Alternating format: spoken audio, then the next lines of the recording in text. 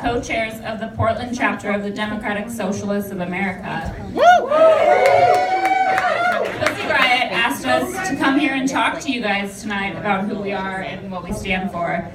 There's a ton of amazing work that our chapter is doing right now, but tonight we want to talk to you about one important issue we care about, which is Palestine. I'm Arab. And I'm Jewish, so this is an issue that is very important to us. So we want to debunk any myths surrounding the Israeli-Palestinian conflict that paint it as a complicated conflict, something that has always been around and is unsolvable, and that we can just let them fight it out over there. Don't let anyone fool you into thinking that there is anything other than an illegal and brutal occupation, designed and bankrolled by Western imperialist powers. The United States gives Israel $4 billion a year, while Israel subjects Palestinians to unspeakable crimes. Thanks to capitalism, American arms manufacturers and other U.S. corporations profit directly from the occupation of Palestine. As socialists, we reject all forms of exploitation and oppression, including the profit-driven militarism that has directly led to the dire situation in Palestine today. We need to use the word apartheid when talking about the current conditions in Palestine and Israel's sham of democracy. Apartheid is a word commonly used in reference to South Africa, but what it means is institutionalized, state-sanctioned segregation, a different set of rules for different people based on their race. There is a totally different set of rules for Israelis and for Palestinians. So while we see Israel calling itself the most progressive democracy in the Middle East because of their beaches and their nightclubs and their vegan restaurants, Palestinians are living under military occupation. Getting their schools bombed. Yeah. People killed daily, every day. There's no freedom of movement for Palestinians. There are roads restricted just for Israelis, and Palestinians are forbidden from entering or living in Israeli settlements, even though it was their homes who were demolished to build them. It's estimated that nearly 70,000 Palestinians' homes, which had people fucking already living in them, have been demolished to make way for Israeli settlements. People who live in Gaza have to apply for permits just to leave their neighborhood to go to the hospital. People die waiting to get these permits, or die when their permits are arbitrarily denied. Palestinians accused of any crime are tried in a military court as opposed to Israelis who are tried in a normal civilian court.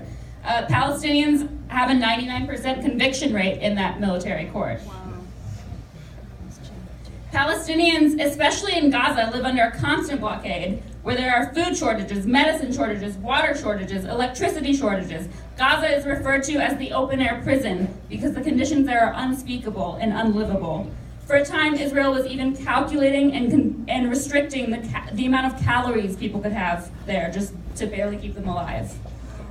Under the Israeli occupation, you can't just move around or leave. There's a wall, there are checkpoints, and these checkpoints are often the site of murders by the so-called border police, for which they face zero consequences. Palestinians can't vote in Israeli elections because most of them aren't lucky enough to be granted Israeli citizenship. And even if they are lucky enough to have Israeli citizenship, there are still at least 65 laws that explicitly discriminate against them. And while it's essentially impossible for most Palestinians to get citizenship, Israeli citizenship is granted almost automatically to any non-Israeli Jew. I could move there tomorrow and live there for the rest of my life with all the freedoms of Israeli citizenship. Palestinians also deal with the constant threat of having their homes demolished as punishment. Israel engages in something they call collective punishment, where one person is accused of a crime against Israel, the IDF will go and destroy the homes of their relatives or their neighbors.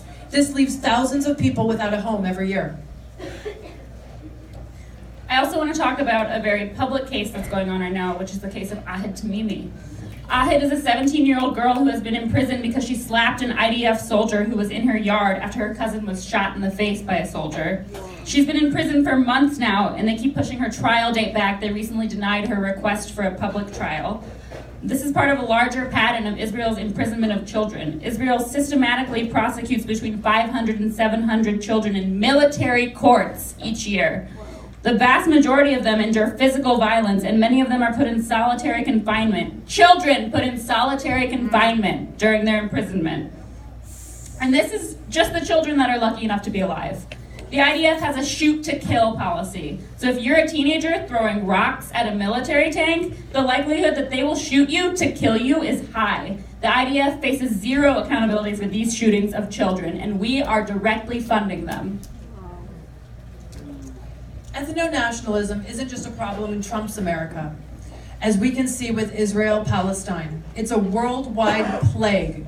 In apartheid South Africa, the racist authorities worked systematically to hold people deemed inferior down, to keep them under control, to crush their dissent.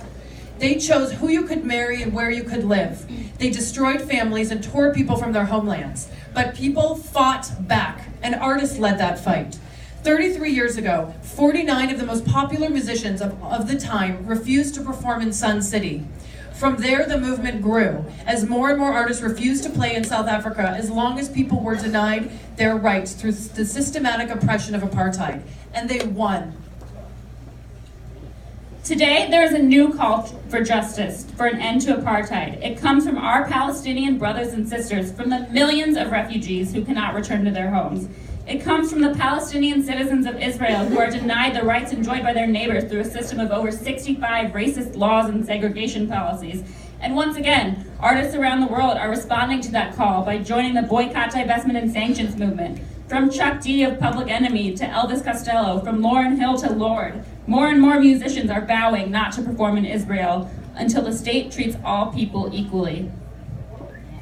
So we encourage all of you to learn about the boycott, divestment, and sanctions movement and support the human rights of Palestinians. And please contact our own Senator Ron Wyden, who is the co-sponsor of the Israeli Anti-Boycott Act. This is a bill that criminalizes people like us who are members of an organization that supports the BDS movement. You can find more about this at our table back here and just getting involved in the BDS movement. From Palestine to Mexico, Racist walls have got to go. From Palestine to Mexico, racist walls have got to go. From Palestine to Mexico, racist walls have got to go. From Palestine to Mexico, racist walls have got to go.